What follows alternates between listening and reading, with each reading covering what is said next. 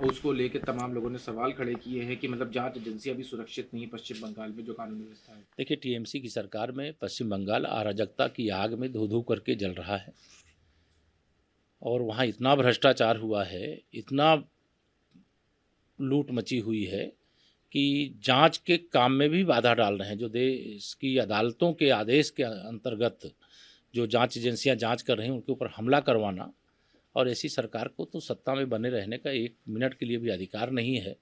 मैं इसकी कड़े शब्दों में निंदा करता हूं और जो इसके दोषी हैं उनके खिलाफ कठोर से कठोर कार्रवाई हो। और पश्चिम बंगाल में जो भ्रष्टाचार हुआ है वह जांच तो देखिए, माननीय प्रधानमंत्री नरेंद्र मोदी जी ने देश की जनता से वादा किया है, ना खाऊंगा और ना खाने दूंगा, और जिसने भी भ्रष्टाचार करके अपनी तिजोरियां भरी हैं जांच करवाऊंगा। जांच करके अगर चोर पकड़े जाएंगे, जो बरामद होगा, फिर गरीब की भलाई में एक एक पाई लगा दूंगा।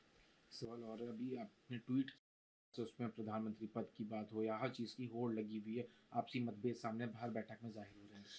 देखिए, ये इंडी गठबंधन भ्रष्टाचार के दलदल में डूबे हुए दलों और नेताओं का ठगबंधन है। और इस ठगबंधन में अभी एक लड़ाई चल रही। पहले तो ये गठबंधन में कौन कौन दल रहेगा, कौन निकल करके बाहर चला जाएगा, अभी इसका ठिकाना नहीं है।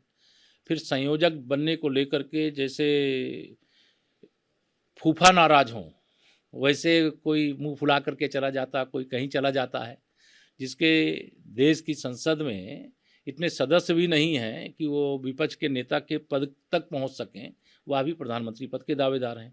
जब संयोजक बनने को लेकर के इतनी सिर फुटौल है, तो आप कल्पना कर सकते हो कि प्रधानमंत्री पद के जितने दल इस ठगबंधन के अंदर शामिल हैं, वह सब प्रधानमंत्री पद के दावेदार हैं।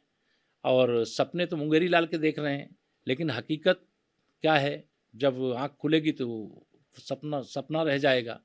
और उत्तर प्रदेश में तो हम लोग राजनीति की जिम्मेदारी संभालते हैं। यूपी की 80 सीटें भारतीय जनता पार्टी गठबंधन बहुत बड़े अंतर से जीतेगा। मुझे पूरा विश्वास है कि अब की बार हम लोग माननीय नरेंद्र मोदी जी की नेतृत्व में तीसरी बार सरकार बनाएंगे, लेकिन उत्तर प्रदेश वह करके दिखाएगा जो गुजरात करके दिखाता है, जो राजस्थान करके दिखाता है, जो दिल्ली प्रदेश करके दिखाता है, जो उत्तराखंड करके दिखाता है। अर्थात ऐसे कई राज्य हैं जो 100% लोकसभा की सीटें भारतीय जनता पार्टी को जिता करके देते हैं और मोदी जी को प्रधानमंत्री बनाने के लिए देते हैं। इसलिए लोग गए हैं सब कुछ भूल, याद है नरेंद्र मोदी और कमल का फूल। सवाल हो रहा है आखिरी चरणों में अयोध्या की तैयारी हो चुकी है, जो त्रेता युग है वो अयोध्या सामने नजर आ रहा है, क्या कुछ तैयारियां हैं जो लोग आएंगे उनके लिए सारी चीजें। देखिए, सप्तपुरियों में एक पुरी का नाम अयोध्या, मथुरा, माया, काशी, कांची, अवंतिका, उसमें पहला नाम अयोध्या धाम का आता है। और अयोध्या धाम में भगवान श्री रामलला का भव्य मंदिर था। वहाँ पर कोटि कोटि राम भक्त हजारों हजारों साल से दर्शन पूजन के लिए आते थे। बाबर के सेनापति मीर बांकी खां ने भगवान रामलला के मंदिर को तोड़ करके वहाँ पर बाबर के नाम का एक ढांचा खड़ा कर दिया। एक बड़ी लड़ाई हुई, लाखों राम भक्तों का बलिदान हुआ। स्वतंत्र भारत के इतिहास में जो काम 1947 में आज़ादी प्राप्ति के तुरंत बाद जैसे भगवान सोमनाथ के मंदिर का हुआ था, वैसे अयोध्या में रामलला के मंदिर का हो जाना चाहिए। लेकिन कांग्रेस की जो तुष्टीकरण की घटिया राजनीति थी, इस प्रकार के विवादों को जिंदा रखने का पाप किया, अपराध किया है। इसकी सजा कांग्रेस को मिली है और कांग्रेस आज इतिहास के पन्नों में सिमटने की ओर अग्रसर है।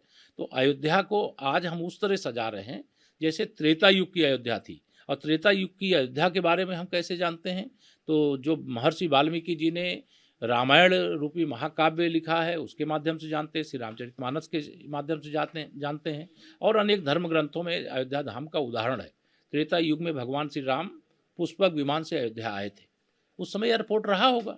आदरणीय प्रधानमंत्री जी ने त्रेता युग के हिसाब से महर्षि वाल्मीकि जी के नाम से अंतर्राष्ट्रीय हवाई अड्डा बना दिया।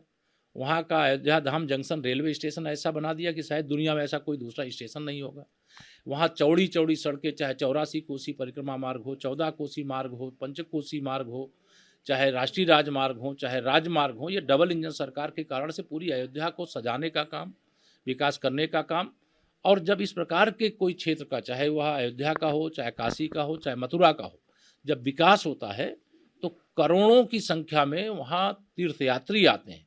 और जब करोड़ों तीर्थयात्री आते हैं तो करोड़ों की संख्या में रोजगार सृजित होते हैं।